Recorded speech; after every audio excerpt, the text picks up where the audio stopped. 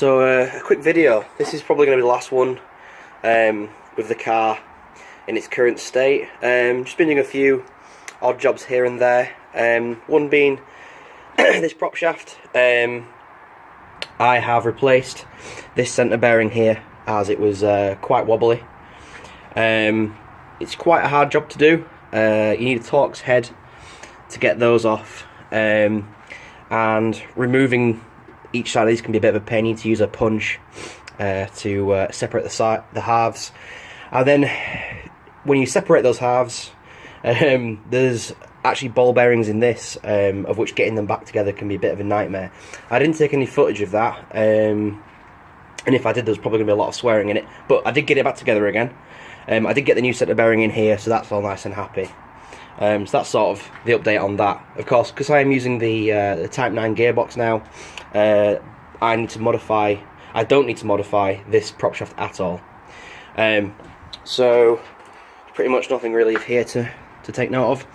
But you'll like this. Here is the V8 mocked up in place. So I'm going to give you an overview of the drivetrain at the minute.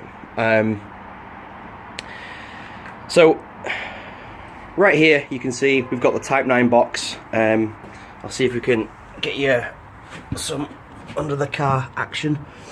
There it is. Sat on the original mount, obviously. And the modification here was that bell housing. So the bell housing is from a Rover P6B 3500. It's the bell housing they fitted to the Type 35 and Type 65 Borg Warner automatic transmissions. And what's basically happened is the bell housing bolts onto the Type 9. The original way it bolted onto the automatic was using a ring pattern. So what we've done is we've basically created a circular plate and used that as the adapter plate. This creates a few issues. First of all, I needed to switch to a hydraulic clutch setup. You can see here, that's where the hydraulic release pipes come. So there's the bleed right here, and this is obviously the input. So yeah, obviously that means I can use the original starter and everything else from the Rover V8. Oh yes, and the flywheel is a TVR flywheel, but you can also use the big Land Rover flywheel if you want. I recommend trying to find a TVR, I think it's TVR 500, where they fit the Rover V8s into the TVRs. Basically what they did is they took the Rover flywheel and they turned it down, and it's like half the weight. So in a road going car, that's probably not a bad shout to do. The release bearing is from a Saab 9000, I think. That's been modified to go together. I'll put some pictures on this video so you can sort of see that. Okay, so here we have my, this is the modified twin SU intake manifold that's had the each side face cut off, an adapter plate, and then the Holly 390 carb, which I rebuilt. As you can see, it sits in here pretty well. There's no engine mounts just yet, because the engine mount is literally a rather well-sized block of wood. What I need to do is I need to put the bonnet on here, attach the bonnet on, and see if I can get the bonnet nice and low with that intake manifold in place. Well, with that pancake filter on, and that will allow me to get the height of the engine right. At the moment you can see it fits, it's quite far back against the firewall, good access to those hydraulic pipes there, fits in real well. I'll try and get you a shot from this angle. Fits really good. There's also quite a fair bit of space at the front here, so I've left this alternator bracket in place because that gives me quite a good reference to where the end of the timing cover and stuff is, and the alternator and things. So there should be a good amount of room.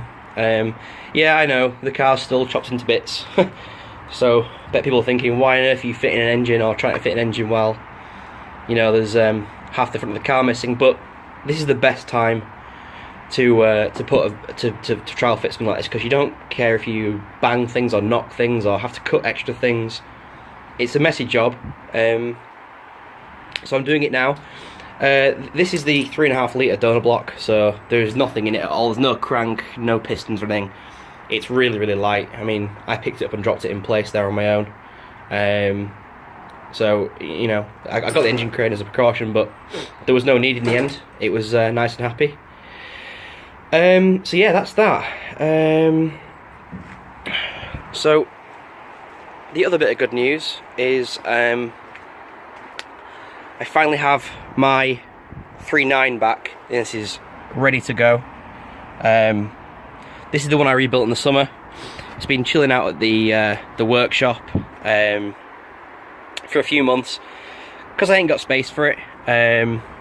But said now that the gearbox is finished and everything else, this is just sat here ready to go in at some point. Once I find a spot for it. Ah yeah, so here's a lot of miscellaneous parts from the car. You can see I got my strut legs there, I've got my front bumper brackets, new disc brake carriers, etc. And my bumpers.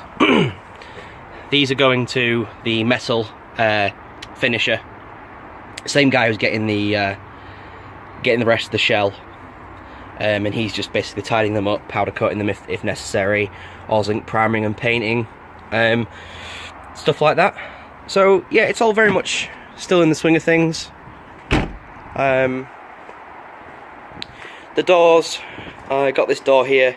I thought it was mint, and then I realised that it's not. It's full of filler.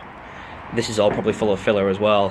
So I'm having a bit of a drama at the moment in regards to doors. I've got loads, but they're all in various states of dire needs. I mean, you see there, but this one's pretty rotten, and so is this one here. So, seems sourcing a Mark III door at the minute in mint condition is pretty hard going.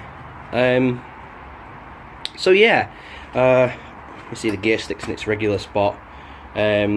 There's my tidied up injection system.